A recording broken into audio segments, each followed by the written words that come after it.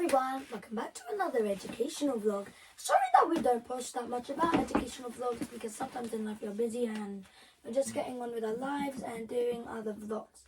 So today we are learning about the Eiffel Tower. So another man-made wonders of the world.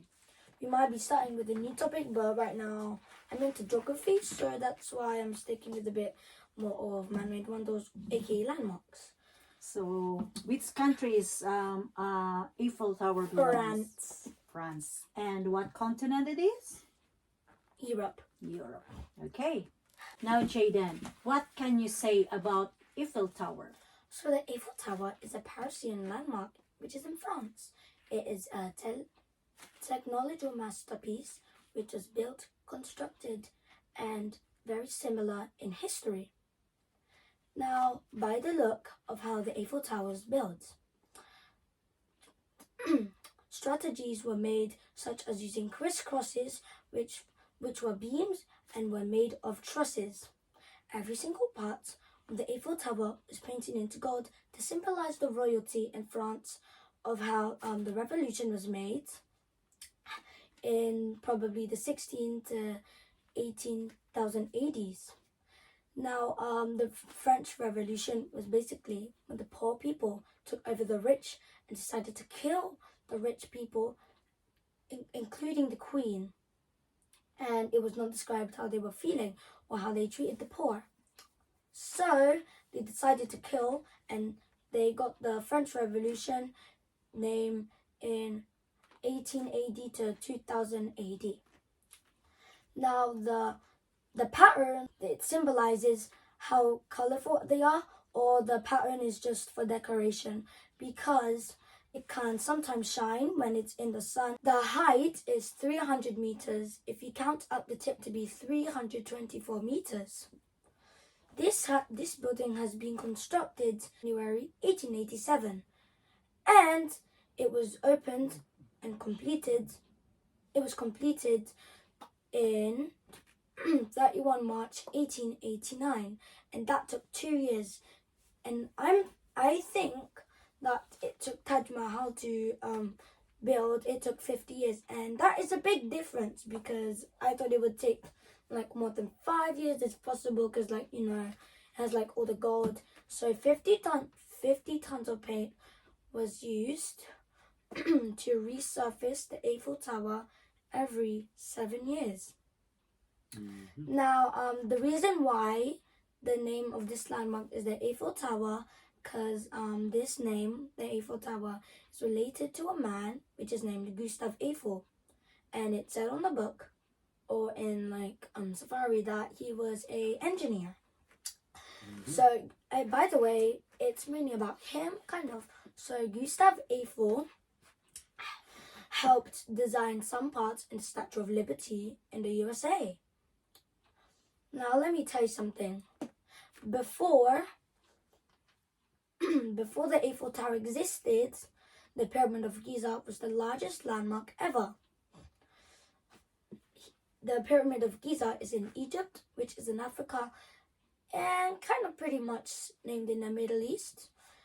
And the Pyramid of Giza existed in the BCs and it still exists now. So the Pyramid of Giza, I'm just comparing. So the Pyramid of Giza is just like sandstone pyramid. I already explained it in one of those vlogs. If you can remember, you have a great mind. But it's fine if you don't know. You just know now. So the Eiffel Tower used to be one of the most largest buildings after it existed. But when Burj Khalifa existed, which is in Dubai, it became the largest building in the world with about more than 120 floors, I presume. And the Eiffel Tower has some elevators and it only has 3 floors, which I was not expecting because it's like 324 meters. I wasn't told how long the Burj Khalifa was, but the Eiffel Tower is kind of the newest landmark we have talking about because it's not explained in the BCs. And by the way, the reason a man-made one is basically a building that was built from a person. So talking about that, and man-made wonders related to Eiffel Tower.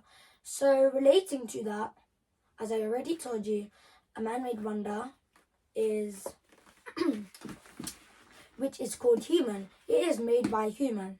But physical buildings are like parks, trees, oceans, cliffs, and different kinds of nature that God created. The first people were Adam and Eve in the world.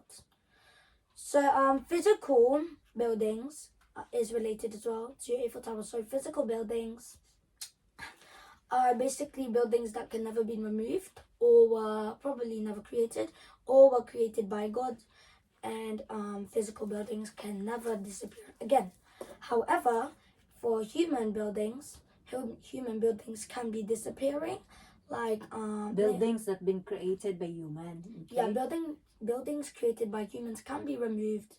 Like art can be a bit related because in my school lately I was learning about an artist called Stick, and he made art around South Acton. Not really South Acton, but he makes art around the UK and around the world.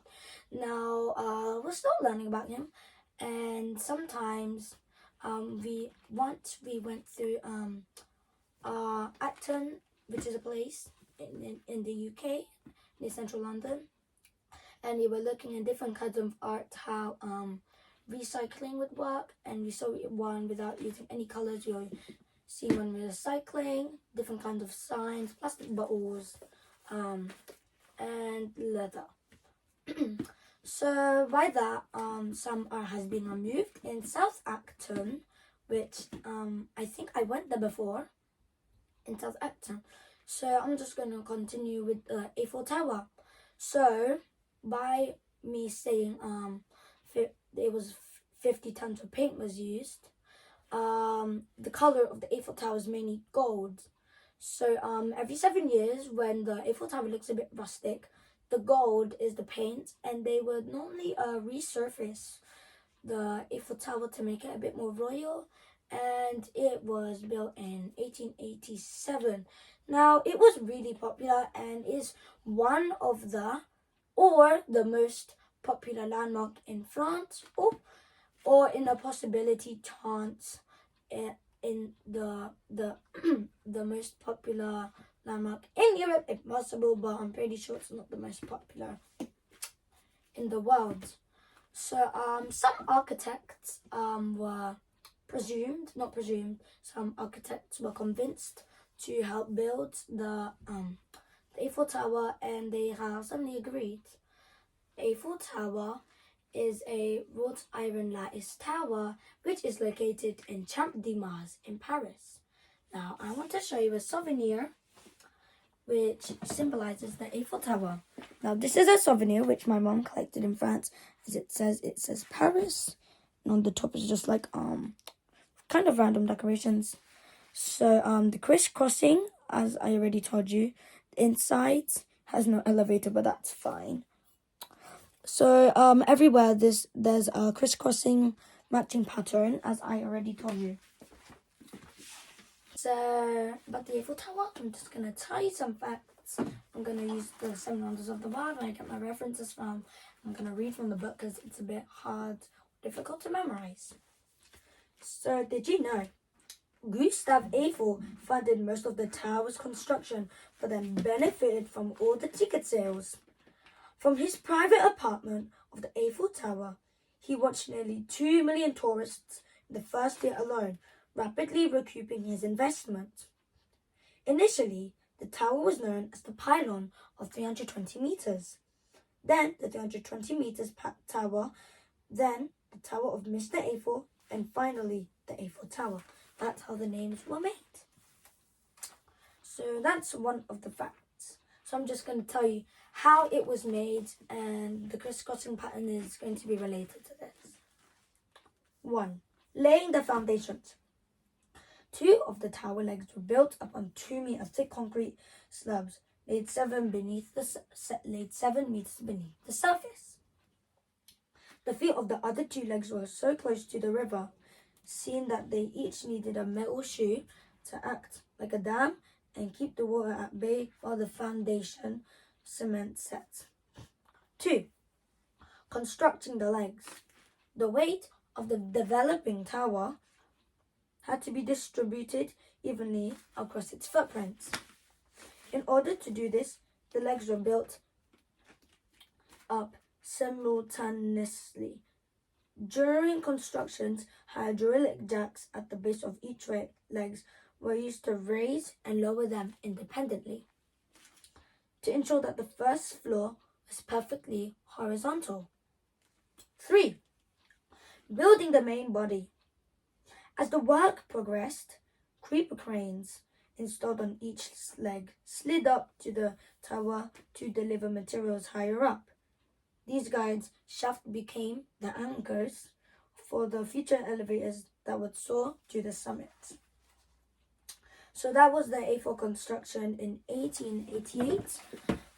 There's another version, so I'm going to show you what the Eiffel Tower looks like in the picture, and then the construction in 1888. As it says at the bottom, if you can see it, there you go. Getting there.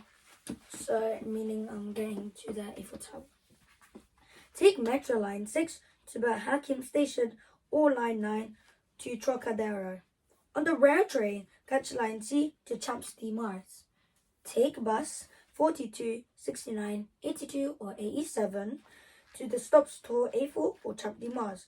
Or hop on a boat along that scene that stops at the Eiffel Tower. While you're there, tour the Louvre home to renewed works of the Mona Lisa. But don't try to see everything at once. It's estimated to take 9 months just to glance at every artwork. Amble around the tiny streets and quaint shops at El St. Louis in the middle of the scene. Then imagine being Victor Hugo's Hunchback as you climb the North Tower of the Cathédrale de Notre Dame on neighboring Ile de la Cité.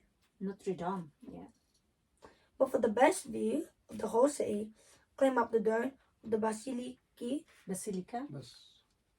du Sacré-Cœur before heading down the hill to Pagale, home of the infamous Moulin Rouge. So this is the end of the video, and as I tell you many times, for you to just remember, this is where I get my references from, so I can show you what the book or what it shows all about. Oh, but this is Taj Mahal, by the way. It took 50 years to build. So hopefully you enjoyed this video and I've learned something about the Eiffel Tower. Like I learned about the crisscrossing beams and I never knew about the pattern that was made. So just make sure to like, comment, share, subscribe. I'm not saying it all along because unless you're gonna get annoyed or it's gonna get too much over repeated. But hopefully you enjoyed this video. Just make sure to turn on those notification bells. I'm not being active because my voice is a bit quiet. So hopefully you have a good day, aka night, and hoping the coronavirus will end. So bye everyone. Bye everyone. Get blessed. Stay safe. Thanks for watching. Bye. Bye. Bye. Thank you.